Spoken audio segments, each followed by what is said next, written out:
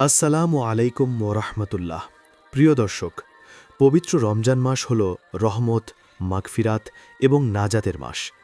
এই মাসে আল্লাহ তাআলা বান্দার দোয়া বিশেষভাবে কবুল করেন।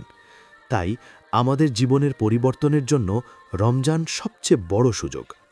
আল্লাহ তাআলা কোরআনে ঘোষণা করেন, আর যখন আমার বান্দারা তোমার কাছে আমার সম্পর্কে জিজ্ঞেস করে, তখন বলো, আমি তো নিকটেই আছি, আমি দোয়া কবুল করি যখন সে আমাকে ডাকে।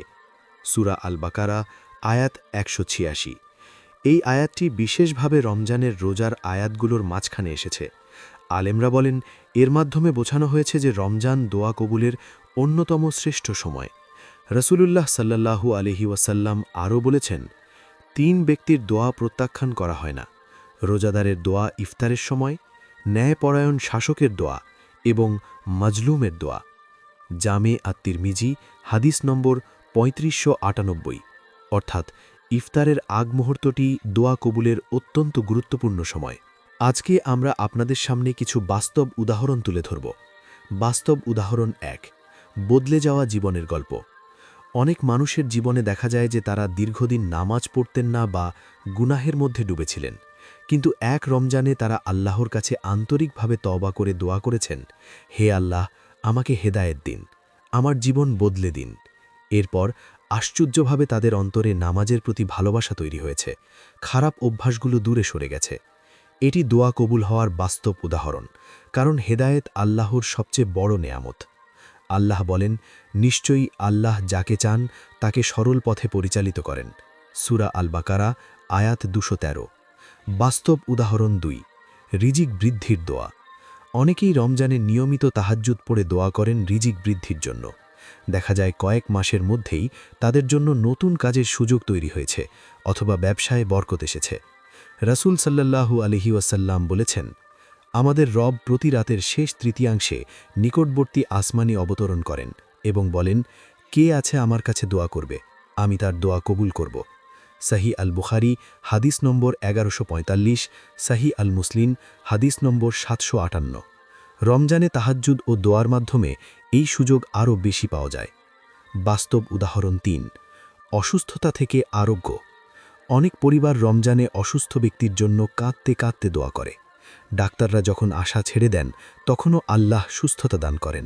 এটি আমাদের শেখায়, দোয়া কখনো বৃথা যায় না। রাসূল সাল্লাল্লাহু আলাইহি ওয়াসাল্লাম বলেছেন, দোয়া মুমিনের অস্ত্র। জামে আত-তিরমিজি হাদিস নম্বর ৩৫৫৮। লাইলাতুল কদর, দোয়া কবুলের শ্রেষ্ঠ রাত। রমজানের শেষ দশকে রয়েছে লাইলাতুল কদর, যা হাজার মাসের চেয়েও উত্তম। হজরত আয়েশা রাদিয়াল্লাহু আনহা জিজ্ঞেস করেছিলেন, যদি আমি লাইলাতুল কদর পাই তাহলে কি দোয়া পড়ব? রাসূল সাল্লাল্লাহু আলাইহি ওয়াসাল্লাম বলেছিলেন, আল্লাহুম্মা ইন্নাকা আফুবুন তুহিব্বুল আফওয়া ফাআফু আন্নি। জামে আত-তিরমিজি হাদিস নম্বর ৩৫১৩। অর্থ, হে আল্লাহ, আপনি ক্ষমাশীল, ক্ষমা করতে ভালোবাসেন, তাই আমাকে ক্ষমা করুন। দোয়া কবুল হওয়ার জন্য গুরুত্বপূর্ণ কিছু আমল: ১, হারাম থেকে বেঁচে থাকা। ২, হালাল রিজিক গ্রহণ করা। ৩, ইফতারের আগে দোয়া করা। ৪, তাহাজ্জুদ পড়া। ৫, বেশি বেশি ইস্তিগফার করা। ৬, আন্তরিকতা ও ধৈর্য রাখা। রাসূল করিম সাল্লাল্লাহু আলাইহি ওয়াসাল্লাম বলেছেন, বান্দার দোয়া কবুল হতে থাকে যতক্ষণ না সে তাড়াহুড়ো করে। সহিহ মুসলিম হাদিস নম্বর ২৭৩৫। সমাপনী কথা। প্রিয় দর্শক, রমজান শুধু রোজা রাখার মাস নয়, এটি দোয়া কবুল হওয়ার মাস। আমাদের জীবনের যে কোনো সমস্যা, কষ্ট, ব্যর্থতা কিংবা গুনাহ থেকে মুক্তির সবচেয়ে বড় সুযোগ হল এই রমজান। আজ থেকেই আমরা নিয়ত করি, প্রতিদিন অন্তত কয়েক মিনিট চোখের পানি ফেলে আল্লাহর কাছে দোয়া করব। কারণ যখন বান্দা আন্তরিকভাবে আল্লাহকে ডাকে, তখন আল্লাহ কখনো তাকে ফিরিয়ে দেন না।